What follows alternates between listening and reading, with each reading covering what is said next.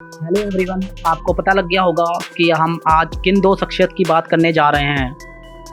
जी हाँ दोस्तों, एक है कोलंबियन डॉन पैब्लो एस्कोबार और एक इंडियन डॉन दाऊद इब्राहिम। आज हम जानेंगे कि कौन कितना पावरफुल है। दोनों अपने काम के बादशाह हैं। दोनों के काम करने का तरीका भी एक जैसा है। आइए पहले दोनों के बारे में बता दें। पैब्लो एस्कोबार का पूरा नाम पैब्लो एमिलियो एस्कोबार गवेरिया था। जन्म 1 दिसंबर 1949 कोलंबिया में। Net worth $30 billion. आज की तुलना करें तो $59 बिलियन बैठती है। दाऊद इब्राहिम। दाऊद इब्राहिम का पूरा नाम शेख दाऊद इब्राहिम कास्कर था। जन्म 27 दिसंबर 1955 महाराष्ट्र में। Net worth $6.7 million. Dawood Ibrahim is the second richest gangster of all time. दोस्तों पहले बात कर लेते हैं पैब्लो एस्कोबार की, जो दुनिया का सबसे अमीर डॉन था। आप चाहे तो उसे डॉन कह लीजिए या रॉबिन हुड। उसने अपनी छवि ऐसी ही बना रखी थी। वो दुनिया का सबसे अमीर डॉन था और कोलंबिया का सबसे अमीर आदमी। वह अपनी दौलत का एक हिस्सा गरीबों में बांटा करता था, जिससे उसकी छवि रॉबिन हुड की बन गई थी। वह हर किसी की मदद के लिए हमेशा तैयार रहता था।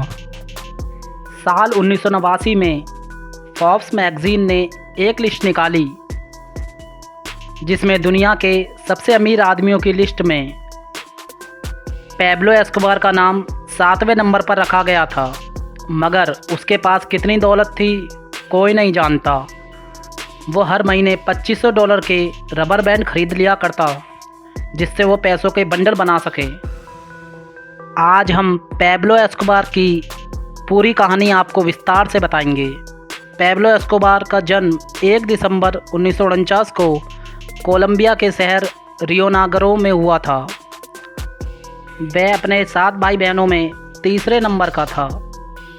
उसके पैदा होते ही उसके माता पिता उसे लेकर कोलंबिया के एक शहर मेडलिन आ जाते हैं। वहीं उसका बचपन बीतता। वो बचपन से ही तेज़ दिमाग का था। उसके स्कूल का नाम उनाउला था। उसे स्कूल से सिर्फ इसलिए निकाल दिया जाता है कि उसके पास जूते नहीं हैं। वो जैसे तैसे स्कूल पास करता है, कॉलेज पहुंचता है, वहाँ से भी निकाल दिया जाता है क्योंकि उसके पास फीस भरने के लिए पैसे नहीं थे। उसके माता पिता गरीब थे। उसकी माँ स्कूल टीचर और पिता किसान थे। पैब्लो बचपन से ही इल्लीगल काम करने लग गया था। वह चोरी, छीना झपटी और भी तरह के काम वह बचपन में ही करने लगा था। सबसे पहले उसने इल्लीगल तरीके से सिगरेट सप्लाई की और फेक डॉक्यूमेंट बनाए। जब वो 20 साल का हुआ तो एक फेमस कार चोर बन गया था। 1970 तक वह चोरी और बॉडीगार्ड का काम करने लगा। उसने सबसे बड़ा काम मेडलिन के एक एग्जीक्यूटिव को किडनैप करके किया और फिरौती मांगी $1 लाख, जो उस टाइम बहुत ज़्यादा थी, मगर उसे वो पैसे मिल गए। और फिर उसने कभी पीछे मुड़कर नहीं देखा और फिर वो फर्स्ट टाइम ड्रग ट्रैफिकिंग की लाइन में घुसा। एक बहुत अमीर आदमी और स्मगलर एल्वेरो प्रीटो के लिए काम करने लग गया। जब एक बार पैब्लो की एक ड्रग डीलर से 18 किलो की डील हुई, वह वहां पहुंचा, मगर पैब्लो से कुछ कहासुनी हो गई तो पैब्लो ने उसे मारकर ड्रग अपने साथ ले गया। तभी से उसे सब जानने लगे कि एक नया लड़का आया है, 20-21 साल का। पैब्लो 22 साल में करोड़पति बन गया था। उसके पास लाखों डॉलर थे।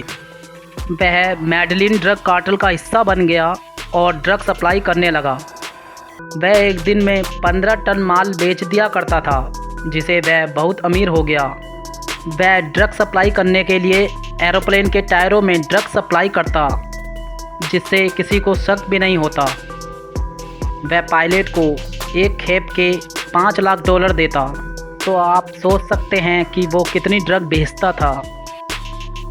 1975 में पैब्लो ने ड्रग की तस्करी को और बढ़ाने के लिए और ज़्यादा सप्लाई करने के लिए 6 हेलीकॉप्टर, 15 एरोप्लेन खरीदे और उनमें ड्रग सप्लाई करवाता।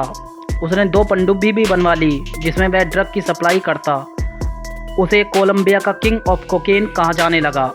उसकी एक दिन की कमाई 400 करोड़ रुपए से भी ज़्यादा हो गई थी। वह पैसे को बैंकों में नहीं, बड़े बड़े गोदामों में, ड्रमों में। उसका हर साल 10% पैसा तो बेकार हो जाता था, कहीं पानी से, आग से, और सबसे ज़्यादा चूहे खा जाते थे। उसने बहुत प्रॉपर्टी खरीदी और उसके खुद के आइलैंड भी थे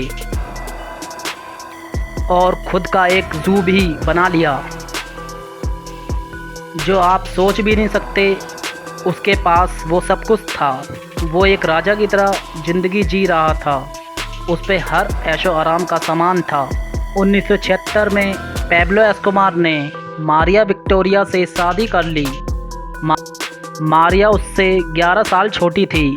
वह शुरू में एक बार 14 किलो कोकीन के साथ पकड़ा गया और उसे जेल भेज दिया गया। उसने सबके सामने जज को खरीदने की कोशिश की मगर वह नाकाम रहा। उसके बाद उसने जज और कुछ पुलिस वालों को मरवा दिया। अमेरिका की ड्रग्स डिमांड पैब्लो पूरी करता था। वह पूरे वर्ल्ड में सप्लाई करने लगा और जितने भी ड्रग लॉर्ड थे सबका बॉस बन गया। अब जहाँ कहीं भी ड्रग जाती वो पैब्लो की होती या पैब्लो के जरिए जाती। उसने सबको पैसों के दम पर खरीद लिया था, पुलिस, पॉलिटिशियन, जज, यहाँ तक कुछ मिनिस्टर को भी। उस टाइम पूरे कोलंबिया में 2 वर्ड बहुत मशहूर हुए, प्लेटो और प्लेमो। इसका मतलब होता है सिल्वर या सीसा और इसका मतलब होता है रिश्वत या मौत। दोस्तों ये पार्ट 1 था।